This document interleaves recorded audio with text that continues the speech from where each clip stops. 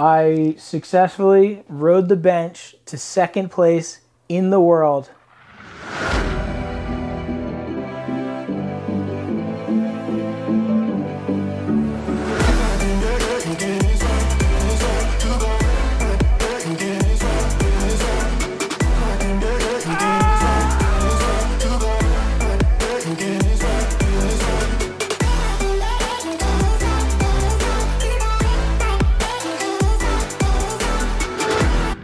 Welcome to 2024, the year that surfing made an epic splash at the Paris Summer Olympics at a venue 10,000 miles away from Paris, with a photo of Gabriel Medina that some are calling the sports photo of the year. Heavy claims were thrown. The waves were absolutely pumping. The other thing about 2024 that everyone needs to remember is, no matter what you do, there's always some old timer claiming, back in my day,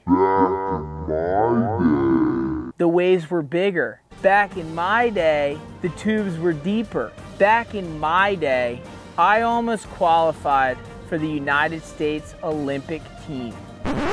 Disclaimer. Back in my day, I didn't actually almost qualify for the Olympic surfing team because surfing was not in the Olympics. It was only in 2020 that surfing was introduced to the world in Tokyo, Japan. Getting a spam call. Introduced to the world in Tokyo, Japan in stormy conditions that seemingly no one cared about. Now in 2024, we're finally seeing surfing on a world stage at Chopu with firing surf, potentially one of the most epic surf contests I've ever seen. So in true YouTube form, I found a way to squeeze just one more ounce of back in my day out of a 20-year-old story of when I qualified for the PacSun ISA Junior surfing team and went to Tahiti to ride the bench in the ISA World Surfing Games. USA Surfing was telling us that this is the pathway to the Olympics. I was kind of thinking, it kind of seems more like a pathway of my parents spending a whole lot of money on me surfing contests. But somehow, some way, I ended up qualifying for the ISA World Team and riding the bench to a silver medal at the ISA World Games in Tahiti. Truly the closest that I'll ever get to the Olympics. Let's dive in.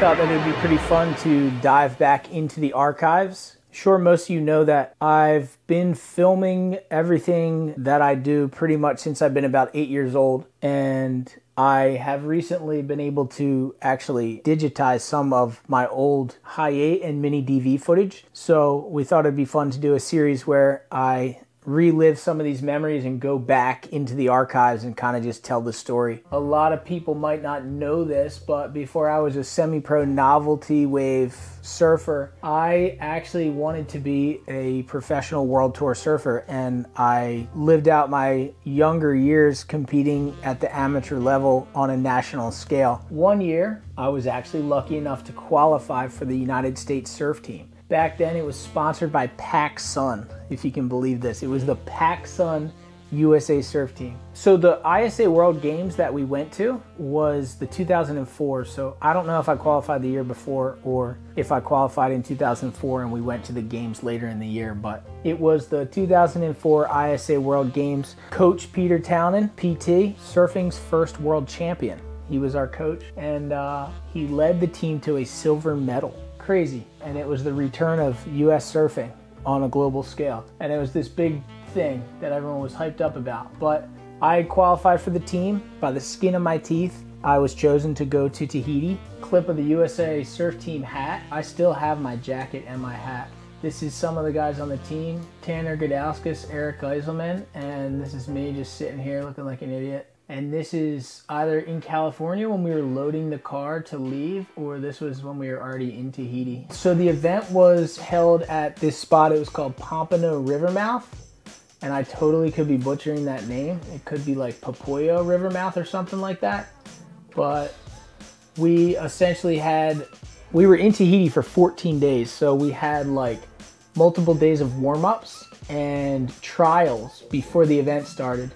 And it wasn't an official trial or anything. It was just US team members surfing against each other to see who would get the 4 coveted slots in the event. We're talking about some future WCT surfers, some really good surfers here. So as you can imagine, I did not make the cut. So I actually was a backup alternate surfer in case someone got injured. I was totally fine with that. At that point in my life, I actually preferred not surfing in the contest because I couldn't handle the pressure. Looking back on it, I probably should have tried a little harder and gotten into the event, but you know, life played out how it did, and it is what it is. So one of the cool things that I got to see is like these are like future WCT Australian surfers and all kinds of stuff that were in the contest. Like Julian Wilson was in the contest.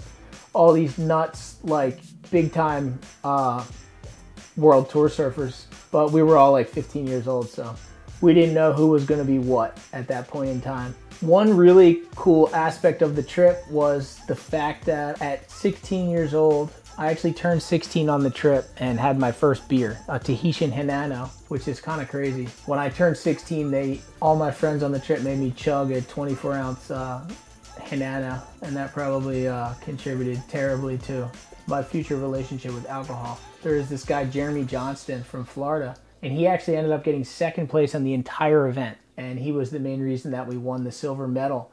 But something that's really cool about looking back on this footage is that at the time I didn't even know it, but at 15 years old, I was already novelty surfing because there was this shallow reef. This is a shot from the window of the Radisson Hotel in Tahiti. And there's this shallow little right-hand reef that never got really over a foot or two. So the first night I convinced Matt Mohagan and Nick Rosa to go out there with me, and we had a blast. So by the end of the trip, I had almost the entire US team out surfing this little novelty reef. It's kind of funny because like at the time I had no idea what was going on, but looking back on it, it's kind of interesting because how stoked I was about this novelty wave out front of the hotel. Everyone on the team saw that, so they wanted to come out there and join me and surf the wave with me. And I don't know, it's just something really cool to look back on. I remember there was all these photo shoots like for Fuel TV and stuff, and I was not involved in them. They did not want me in them at all. I was like the black sheep of the US surf team. So this is us hanging out on the beach here, watching. This is finals day of the ISA World Games. And we had a couple people in the finals. And like I said, Jeremy Johnston ended up getting second place. This is a girl, her name's Karina Petroni. Bang, she ripped. But this is Tanner Gudauskas. This guy actually went on to make the world tour at one point, which is crazy. I think he got 4th place overall. Oh, that's Julian Wilson right there. I think, maybe not. Yeah, this is some crazy stuff. Anyway, the US team ended up in 2nd place overall in the event. We ended up all getting medals, so I still have the medal to this day. Oh, Pompano, Tahiti. December 2nd through the 14th, 2004, the ISA World Junior Surfing Championships, sponsored by Quicksilver. So I successfully rode the bench to 2nd place in the world in the ISA Junior World Surfing Games. So what a time in my life. It was an interesting one, and I think it's just an awesome story to share with you guys. So thanks for tuning in. Thanks to everyone for supporting, and we'll see you next video for the dream. All right, thank you everyone for tuning into today's video. I hope you guys enjoyed the deep dive. Obviously, I didn't actually almost qualify for the Olympic surfing team, but it's kind of an interesting story. It's kind of crazy how surfing has progressed so much and made its way to such a world stage. And it's crazy that the most famous surfing photo in history, in modern history, was simply a flyaway kickout. Heavy claims. Hope you guys enjoyed the video. And we got pretty much decent sized hurricane on the way, so hope you guys are stoked for it. Looking forward to catching some more waves around home, and we'll see you next vlog for the dream.